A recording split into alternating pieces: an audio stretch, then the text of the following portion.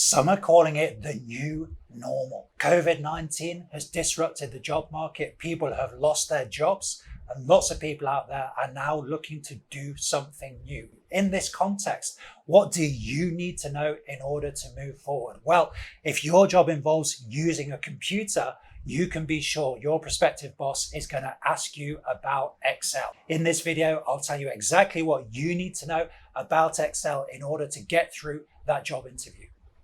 So how do you feel about Excel at the moment? Excel seems to provoke extreme reactions. It's like you hate it, or there's a small number of people, those data geeks, who seem to revel in it. You probably know one yourself. But the truth is, for most people out there, Excel is a necessary evil for getting a job done, something to be wrestled with rather than reveled in. For a lot of people, it stems from their experience of mathematics, simply not being able to do something at school. I, for one, once dreaded having to use Excel. I had to lean into Excel in 2008 when I was made redundant from my job because of the financial crisis. I've been working in PR in Japan for a few years. Suddenly I realized I was in the wrong country, the wrong industry, and the wrong job. I desperately wanted some solid analytical skills rather than the feeling I was just winging it with numbers. Luckily, I met the world's greatest Excel teacher in 2008 on my master's course, and the rest, as they say, is history. The truth is, you don't need to be a data geek to be good at Excel. I'm certainly not one. I've actually got an arts degree. By learning just a few facts and maybe a few basic techniques, you'll be well set to get through the Excel part of your job interview. I'm going to talk about the 3 key areas you need to know to stop Excel preventing you from landing that next career move. And don't worry, this isn't a technical video. I'm going to lay everything out for you in plain English, and where you do need some technical knowledge, I'm going to link you to a video via the video card or a link in the video description. What is Excel actually used for? There's an interesting question, and it's something you might be asked in an interview situation. Excel is actually used for 3 main things: data input, data analysis, and modeling. And a single Excel file may fulfill 1, 2, or 3 of those functions. With those 3 functions in mind, when presented with any Excel file, you should ask yourself, what is this file for? Yes, spreadsheets are here to help people. So what are people actually trying to accomplish with this file? The majority of time people use Excel, they're trying to do something really quite basic, which is very simply to input and store data. I'm sure you can think of many examples of this from your work, but one example would be in the education situation. Teachers are always inputting student grades into Excel. They want to input and store that data. And at this point, we're not doing anything with the data. We're not analyzing the data or doing any modeling. This is just a very simple and very common function of Excel. Now, for each of these areas, I've got 3 things for you to bear in mind, ideas or techniques. So with data input, I want you to think about drop-down menus. Yes, in an Excel file, you've probably seen those drop-down menus. Drop-down menus are an example of data validation. Data validation. And data validation is so important in data input because we want to control how the data goes into the spreadsheet. Now, in layman's terms, that means avoiding things like spelling mistakes. I'm sure you've seen those in Excel many times, or when people accidentally put a space after a word.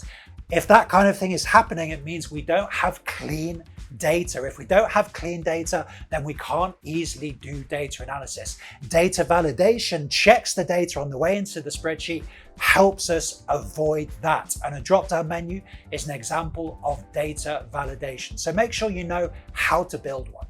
Another key aspect of data input is formatting. Yes, we want the spreadsheet to look presentable, and we want the appearance of the spreadsheet to support the user as they're inputting the data. So make sure you learn some simple formatting techniques. Just go into Excel and practice doing some simple formatting.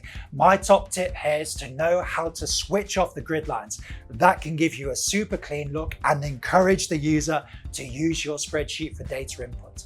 Another technique to bear in mind here is keyboard shortcuts. Yes, keyboard shortcuts are a great way to show that you know what you're doing in Excel. It's much more efficient to just use the keyboard rather than using the mouse. So make sure you know a few keyboard shortcuts like the one I'm demonstrating here, which allows us to quickly select a range of data.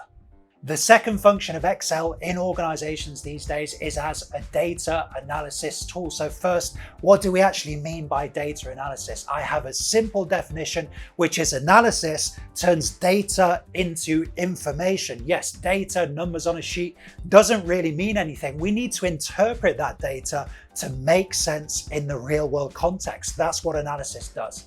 Let's talk about three aspects of data analysis. Firstly, we've already mentioned the need to have clean data in our spreadsheet. So data cleansing is almost always the first thing you do when you do a data analysis. What's the quality of the data? Are there lots of spelling mistakes? Are there lots of those spaces sitting after words? So first we have to go through, cleanse the data, and there's some techniques to help us do that. There's one in the card and in the description. Now, pivot tables are one of Excel's most powerful and accessible data analysis tools. Check out the video in the description where I help you build your first pivot table. It's going to build your basic confidence and help you understand the idea of pivot tables and data analysis. But data analysis in Excel isn't just about pivot tables. I like doing data analysis using Excel's powerful data analysis formula. And not many people out there are using these. I'm talking about things like sum ifs, average ifs, count A, and my personal favorite, dsum. With just a single formula, you can do powerful data analyses. So I recommend learning at least one or two of these.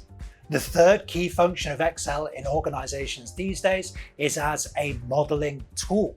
Now, this is the most complicated function to understand. So let's start with a simple example. You've probably built a budget planner at some point, maybe for yourself or for your company, where you've gone into Excel, listed some income, some expenditure, and then tried to understand your balance in terms of money at the end of the month or maybe at the end of the year. Now, that's an example of modeling in Excel because you've created a file that consists of input, process, and output. Yes, when we have a file that has inputs, a process, and outputs, that's an example of Excel modeling.